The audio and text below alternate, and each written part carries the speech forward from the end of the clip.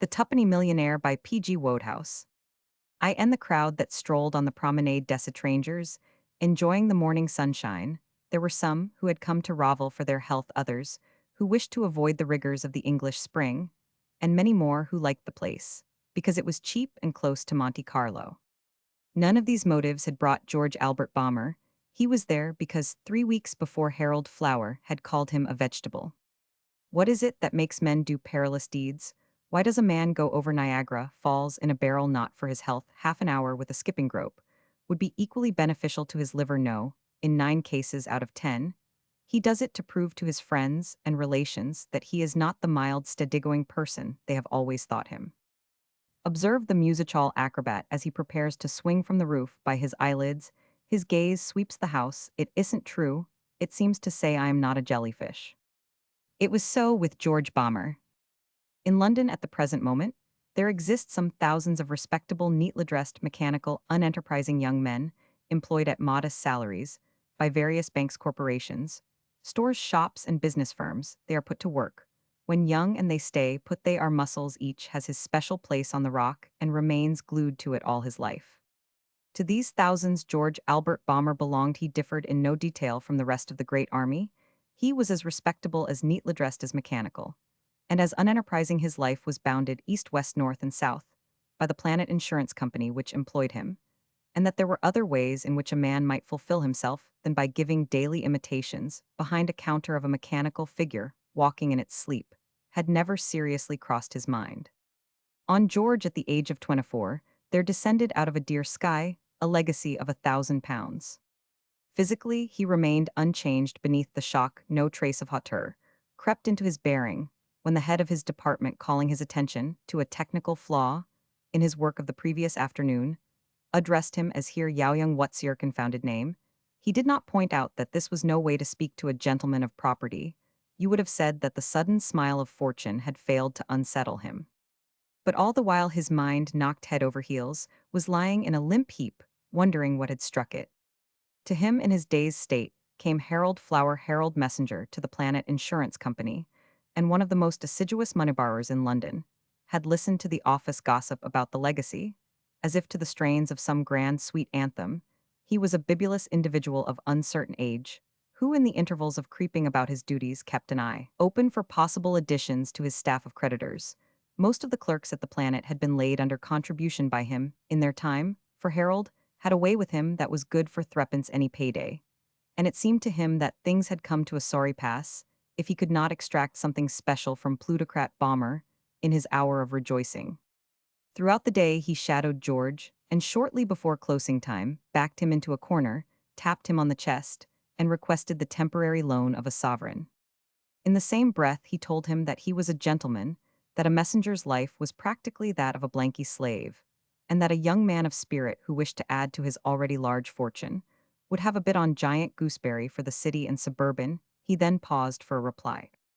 Now all through the day George had been assailed by a steady stream of determined earbitters. Again and again he had been staked out as an ore-producing claim by men whom it would have been impolitic to rebuff. He was tired of lending and in a mood to resent unauthorized demands. Harold Flowers struck him as particularly unauthorized. He said so. It took some little time to convince Mr. Flower that he really meant it, but realizing at last the grim truth, he drew a long breath and spoke. "Ho," he said, "afraid you can't spare it, can't you? A gentleman comes and asks you with tact and civility for a tempy loan of about arf nothing, and all you do is to curse and swear at him. Do you know what I call you? And your 1,000 quid a tuppenny millionaire. That's what I call you. Keep your blooming money. That's all I ask. Keep it. Much good y'all get out of it. I know your sort. Y'all never have any pleasure of it, not you, you're the careful sort.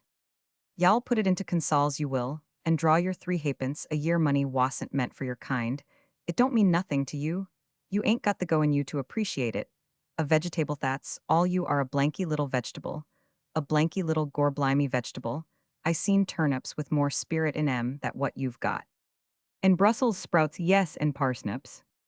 It is difficult to walk away with dignity when a man with a hoarse voice and a watery eye is comparing you to your disadvantage with a parsnip.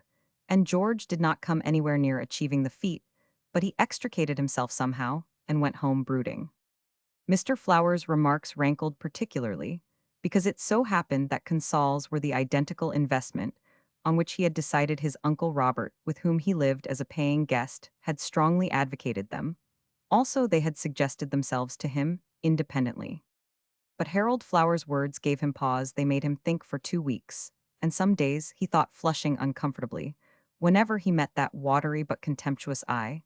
And then came the day of his annual vacation, and with it inspiration he sought out the messenger whom, till now, he had carefully avoided.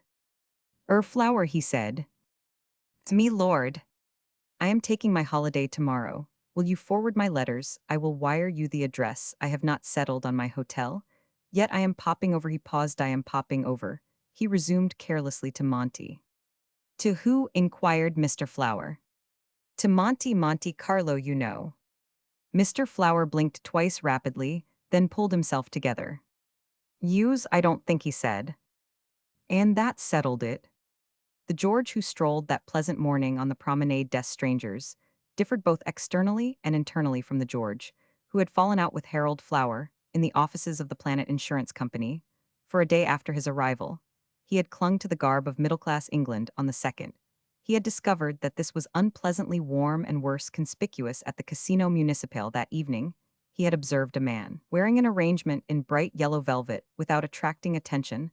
The sight had impressed him. Next morning, he had emerged from his hotel in a flannel suit so light that it had been unanimously condemned as impossible by his Uncle Robert, his Aunt Louisa, his cousins Percy, Eva, and Geraldine, and his Aunt Louisa's mother. And at a shop in the Rue Lazel had spent 20 francs on a Homburg hat, and Ravel had taken it without blinking. Internally, his alteration had been even more considerable. Ravel was not Monte Carlo, in which gay spot he had remained only long enough to send a picture postcard to Harold Flower before retiring down the coast to find something cheaper, but it had been a revelation to him. For the first time in his life, he was seeing color, and it intoxicated him. The silky blueness of the sea was startling the pure white of the great hotels along the promenade, and the Casino Municipal fascinated him. He was dazzled at the casino. The pillars were crimson, and cream the tables sky blue and pink, seated on a green and white striped chair. He watched a review of which from start to finish he understood but one word out to wit, absorbed in the doings of a red-moustached gentleman in blue, who wrangled in rapid French with a black-moustached gentleman in yellow, while a snow-white Khmer and a compere in a mauve flannel suit looked on at the brawl. It was during that evening that there flitted across his mind the first suspicion he had ever had that his Uncle Robert's mental outlook was a little limited. And now, as he paced the promenade watching the stir and bustle of the crowd, he definitely condemned his absent relative as a narrow-minded chump. If the brown boots which he had polished so assiduously in his bedroom that morning, with the inside of a bananaskin, and which now gleamed for the first time on his feet, had a fault, it was that they were a shade tight to promenade with the gay crowd. Therefore, for any length of time was injudicious. And George, warned by a red-hot shooting sensation that the moment had arrived for rest, sank down gracefully on a seat, to rise at once on discovering that between him and it was something oblong with sharp corners. It was a book of fat, new novel. George drew it out and inspected it. There was a name inside: Julia Waveney. George from boyhood up had been raised in that school of thought whose watchword is findings are keepings, and having ascertained that there was no address attached to the name, he was on the point, I regret to say, of pouching the volume, which already he looked upon as his own, when a figure detached itself from the crowd, and he found himself gazing into a pair of gray, and to his startled conscience accusing eyes. "Oh, thank you, I was afraid it was lost." She was breathing quickly, and there was a slight flush on her face. She took the book from George's unresisting hand and rewarded him with a smile. "I missed it and I couldn't think where I could have left it. Then I remembered that I had been sitting here. Thank you so much." She smiled again, turned, and walked away, leaving George to reckon up all the social solecisms he had contrived to commit in the space of a single moment. He had remained seated. He reminded himself throughout the interview he had not raised his hat. That fascinating Homburg, simply made to be raised with a debonair swish, under such conditions 2 call it 3, because he ought to have raised it twice. He had gaped like a fool 4 and 5. He had not uttered a single word of acknowledgement in reply to her thanks. 5 vast bloomers in under a minute. What could she have thought of him? The sun ceased to shine. What sort of an utter outsider could she have considered him? An east wind sprang up. What kind of a cockney bounder? And Cad, could she have taken him for the sea, turned to an oily gray, and George, rising, strode back in the direction of his hotel, in a mood that made him forget that he had brown boots on at all.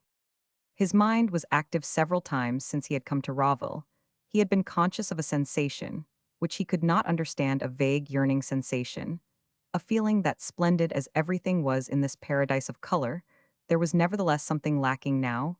He understood you had to be in love. To get the full flavor of these vivid whites and blues, he was getting it now. His mood of dejection had passed swiftly, to be succeeded by an exhilaration, such as he had only felt once in his life before, about halfway through a dinner, given to the planet staff on a princely scale, by a retiring general manager. He was exalted, nothing seemed impossible to him. He would meet the girl again on the promenade. He told himself dashingly, renew the acquaintance, show her, that he was not the gaping idiot he had appeared. His imagination donned its seven-league boots. He saw himself propose and eloquently accepted, married, living happily ever after. It occurred to him that an excellent first move would be to find out where she was staying. He bought a paper and turned to the list of visitors. Miss Waveney? Where was it? He ran his eye down the column. And then with a crash down came his air castles in hideous ruin. Hotel Circle de la Méditerranée, Lord Frederick Weston, the Countess of Southbourne, and the Hun, Adelaide Liss, Lady Julia Waveney. He dropped the paper and hobbled on to his hotel. His boots had begun to hurt him again, for he no longer walked on air. At Rawville, there are several institutions provided by the municipality for the purpose of enabling visitors temporarily to kill. Thought chief among these is the Casino Municipal, where for a price the sorrowful may obtain oblivion by means of the ingenious game of boule.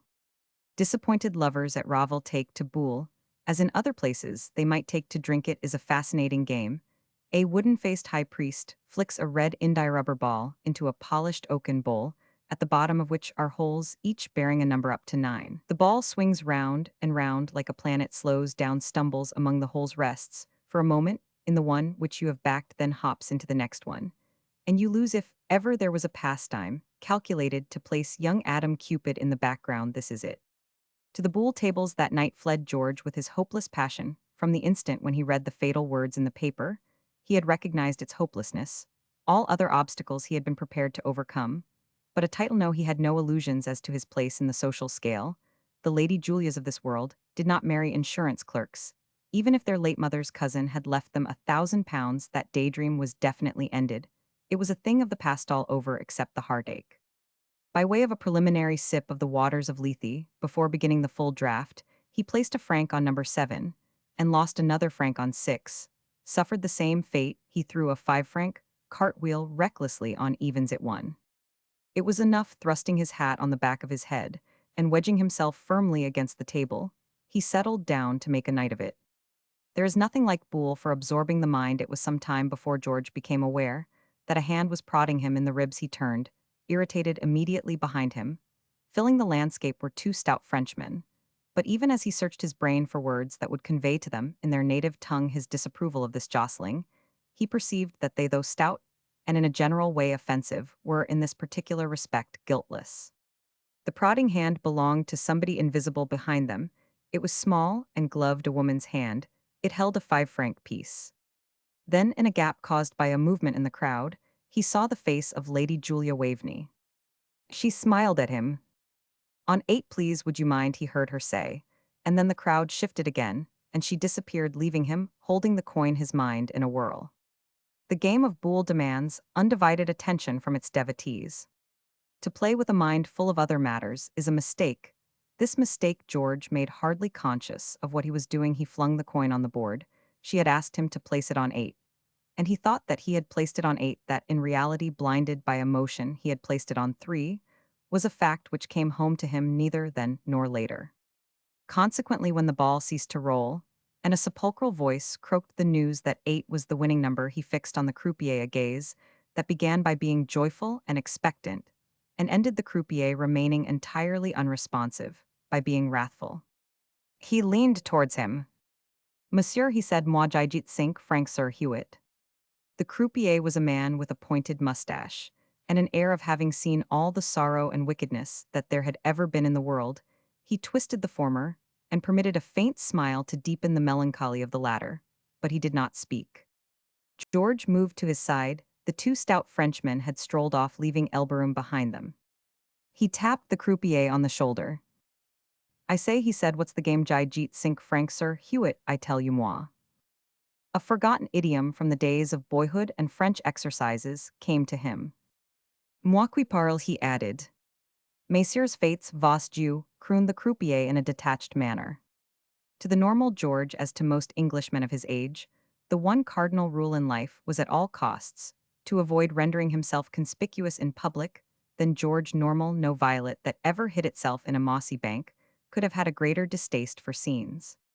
But tonight he was not normal Ravel, and its color had wrought a sort of fever in his brain. Boule had increased it, and love had caused it to rage. If this had been entirely his own affair, it is probable that the croupier's frigid calm would have quelled him, and he would have retired fermenting, but baffled. But it was not his own affair. He was fighting the cause of the only girl in the world. She had trusted him. Could he fail her? No, he was dashed. If he could, he would show her what he was made of. His heart swelled within him.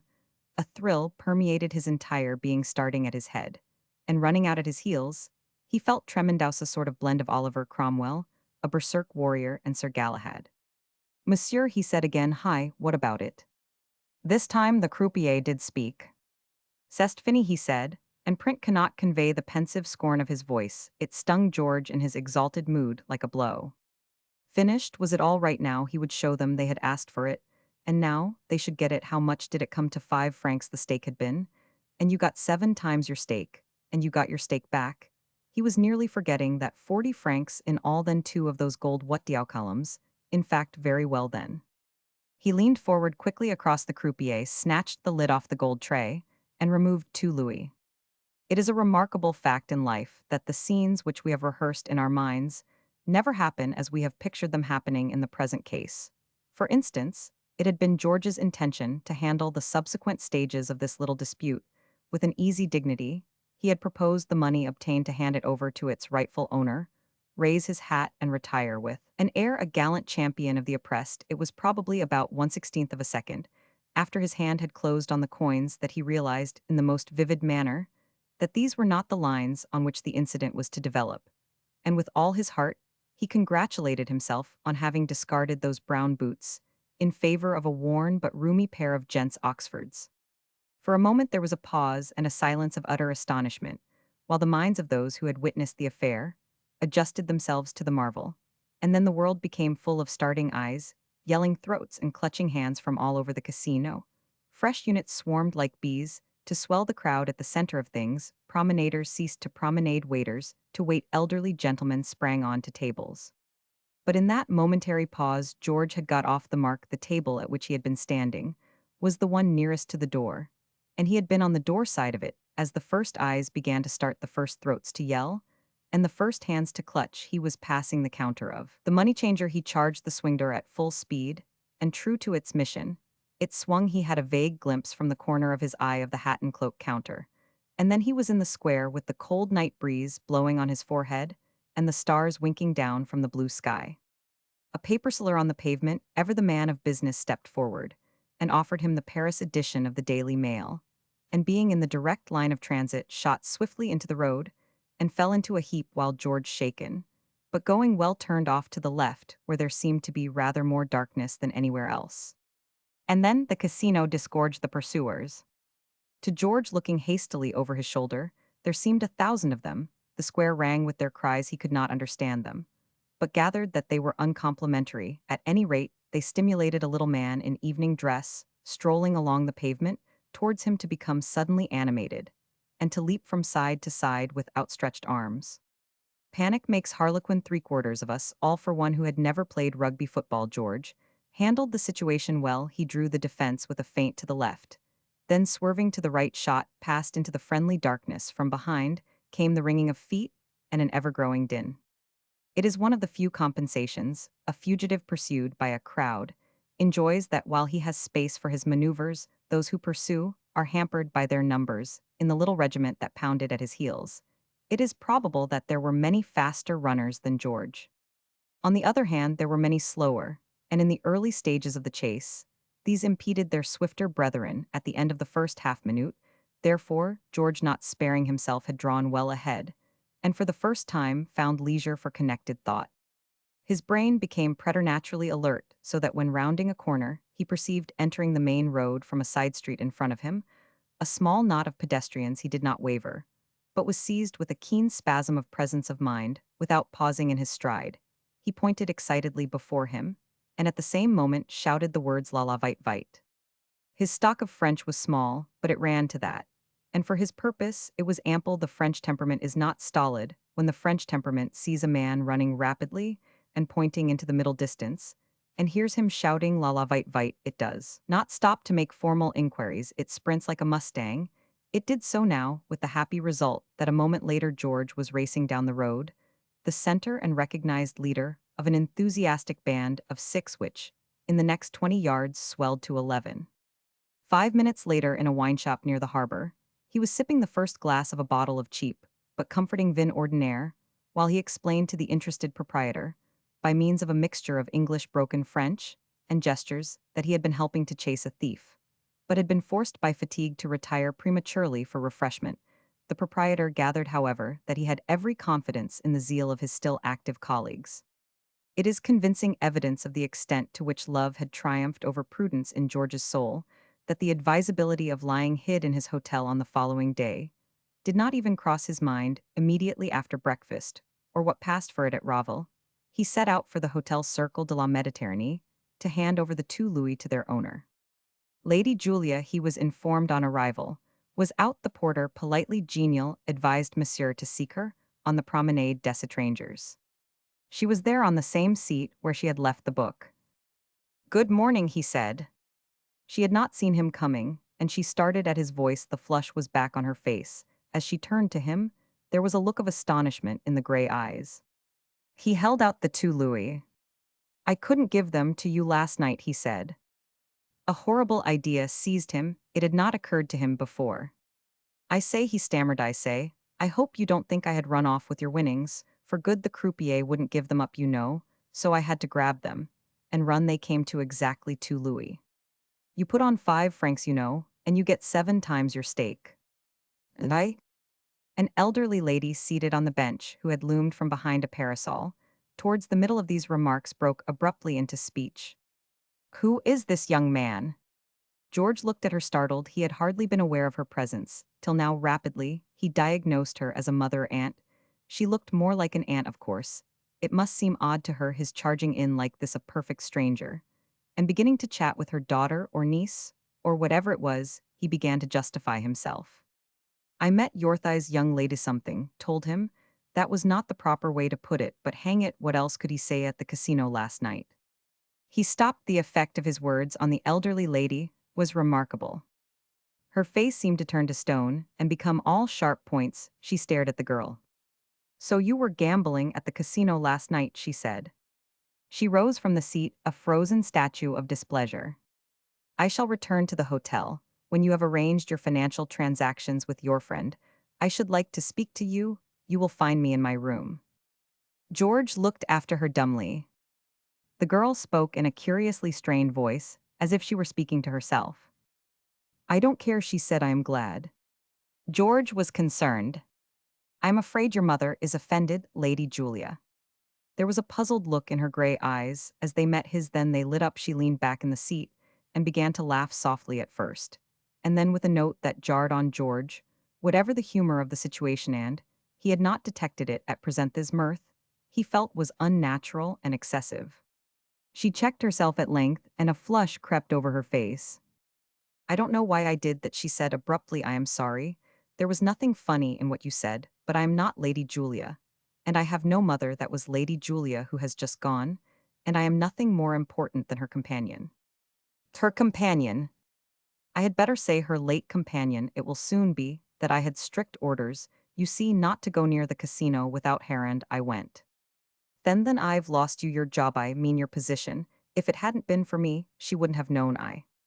You have done me a great service," she said. "You have cut the painter for me, when I have been trying for months to muster up the courage to cut it for myself. I don't suppose you know what it is to get into a groove and long to get out of it, and not have the pluck. My brother has been writing to me for a long time to join him in Canada, and I hadn't the courage or the energy, or whatever it is that takes people out of grooves. I knew I was wasting my life. But I was fairly happy, at least, not unhappy. So well, there it was. I suppose women are like that.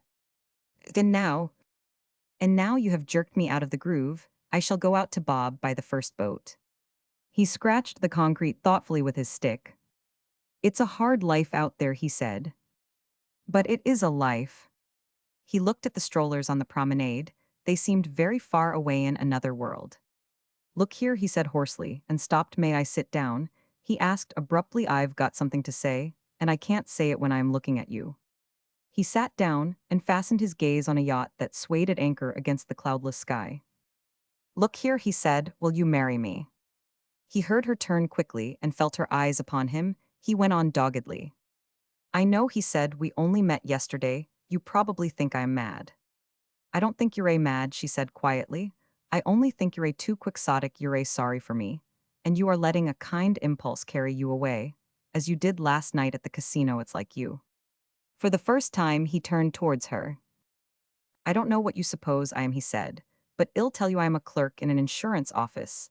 I get 100 a year and 10 days holiday. Did you take me for a millionaire? If I am only a tuppenny one. Somebody left me £1,000 a few weeks ago. That's how I come to be here. Now you know all about me. I don't know anything about you, except that I shall never love anybody else. Marry me, and well, go to Canada together. You say, I've helped you out of your groove. Well, I've only one chance of getting out of mine. And that's through you. If you want help me, I don't care if I get out of it or not. Will you pull me out? She did not speak. She sat looking out to sea past the many-colored crowd. He watched her face, but her hat shaded her eyes, and he could read nothing in it. And then suddenly, without quite knowing how it had got there, he found that her hand was in his, and he was clutching it as a drowning man clutches a rope. He could see her eyes now, and there was a message in them that set his heart racing. A great content filled him. She was so companionable, such a friend. It seemed incredible to him that it was only yesterday that they had met for the first time. And now, she said, would you mind telling me your name? The little waves murmured as they rolled lazily up the beach somewhere behind the trees in the gardens. A band had begun to play. The breeze, blowing in from the blue Mediterranean, was charged with salt and happiness. And from a seat on the promenade, a young man swept the crowd with a defiant gaze. It isn't true, it seemed to say. I am not a jellyfish.